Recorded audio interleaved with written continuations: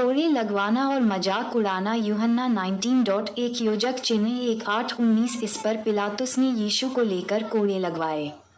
2 और सिपाहियों ने कांटों का मुकुट गूंथकर उसके सिर पर रखा और उसे बैंगनी ऊपरी वस्त्र पहनाया।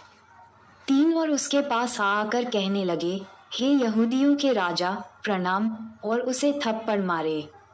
4 तब पिलातुस ने फिर बाहर निकलकर लोगों से कहा, देखो, मैं उसे तुम्हारे पास फिर बाहर लाता हूँ, ताकि तुम जानो कि मैं उसमें कुछ भी दोष नहीं पाता।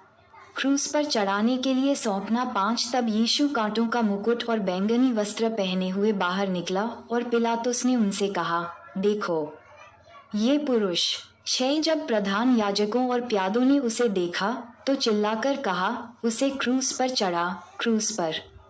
पिलातुस ने उनसे कहा, तुम ही उसे लेकर क्रूस पर चढ़ाओ, क्योंकि मैं उसमें दोष नहीं पाता।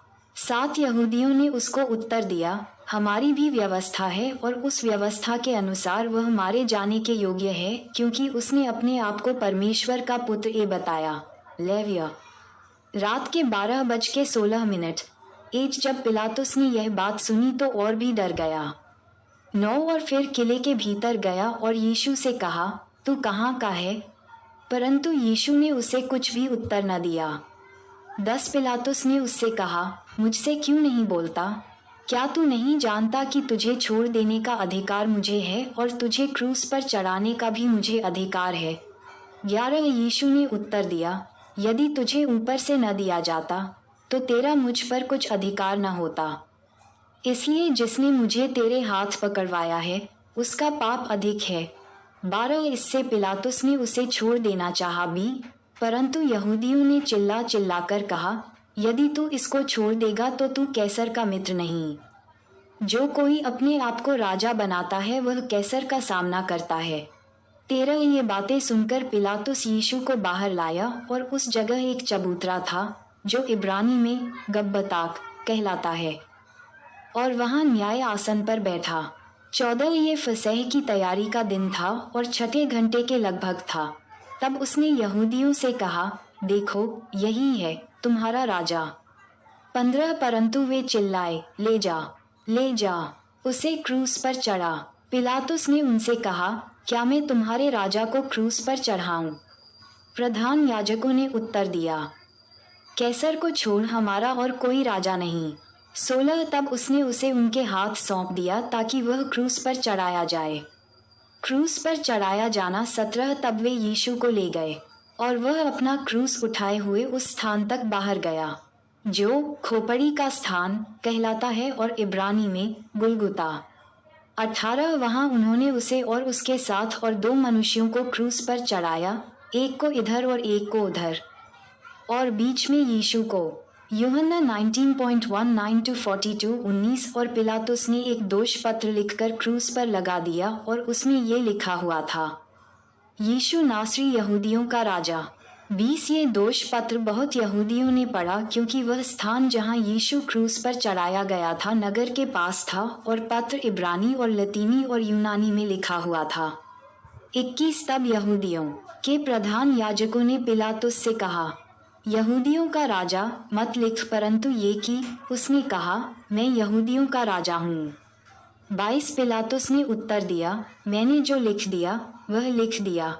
23 जब सिपाही यीशु को क्रूस पर चढ़ा चुके तो उसके कपड़े लेकर 4 भाग किए, हर सिपाही के लिए एक भाग, और कुर्ता भी लिया, परंतु कुर्ता बिनसियन ऊपर से नीचे तक बुना हुआ था।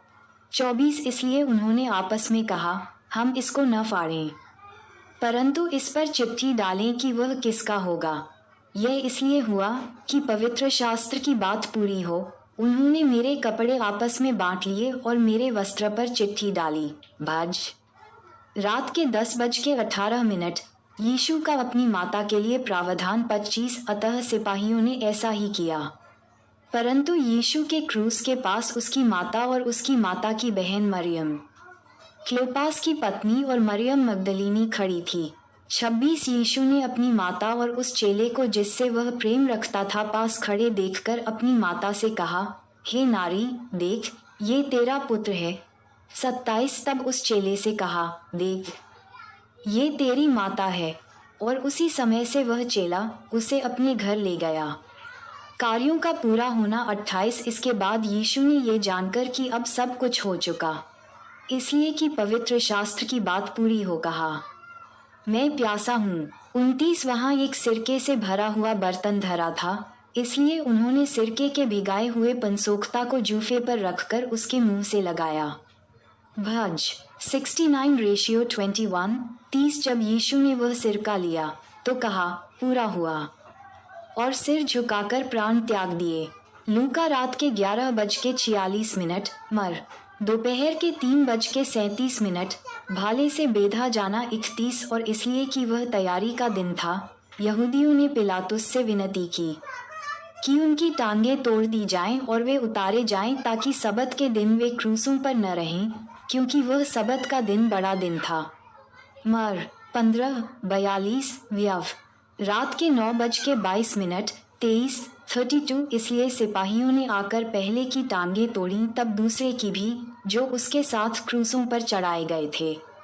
33। परंतु जब यीशु के पास आकर देखा कि वह मर चुका है, तो उसकी टांगें न तोड़ी। 34। परंतु सिपाहियों में से एक ने बरछे से उसका पंजा बेधा और उसमें से तुरंत लहू और पानी निकला। 35। जिसने ये देखा उसी ने गवाही दी है, और उसकी गवाही सच्ची है, और वह जानता है कि सच कहता है कि तुम भी विश्वास करो। 36। ये बातें इसलिए हुई कि पवित्र शास्त्र की यह बात पूरी हो, उसकी कोई हड्डी तोड़ी न जाएगी। निर्ग 12:46। गिन 9:12। भज 34:20। 37। फिर एक और स्थान पर ये लिखा है, जिसे उन्होंने बेधा है उस पर दृष्टि करेंगे। जक 12:10। यूसुफ की कब्र में यीशु का दफनाया जाना 38। इन बातों के बाद अरिमतियाह के यूसुफ ने, जो यीशु का चेला था परंतु यहूदियों के डर से इस बात को छिपाए रखता था, पिलातुस से विनती की कि मैं यीशु के शव को ले जाऊं, और पिलातुस ने उसकी विनती सुनी और वह आकर उसका शव ले गया। 39। निकोदेमुस भी, जो पहले यीशु के पास रात को गया था, 50 सेर के लगभग मिला हुआ गंधरस और एला ले आया। 40। तब उन्होंने यीशु के शव को लिया और यहूदियों के गाड़ने की रीति के अनुसार उसे सुगंध द्रव्य के साथ कफन में लपेटा। 41। उस स्थान पर जहां यीशु क्रूस पर चढ़ाया गया था, एक बारी थी, और उस बारी में एक नई कब्र थी, जिसमें कभी कोई न रखा गया था। 42। अतः यहूदियों की तैयारी के दिन के कारण उन्होंने यीशु को उसी में रखा, क्योंकि वह कब्र निकट थी। माताएं एवं बहनों से निवेदन है कि अगर हमारी ये वीडियो आपको अच्छी लगी हो तो कृपया करके वीडियो को लाइक और सब्सक्राइब करना ना भूलें, क्योंकि हमारी वीडियो आप सब तक बहुत जल्दी पहुंचे। जय यीशु मसीह।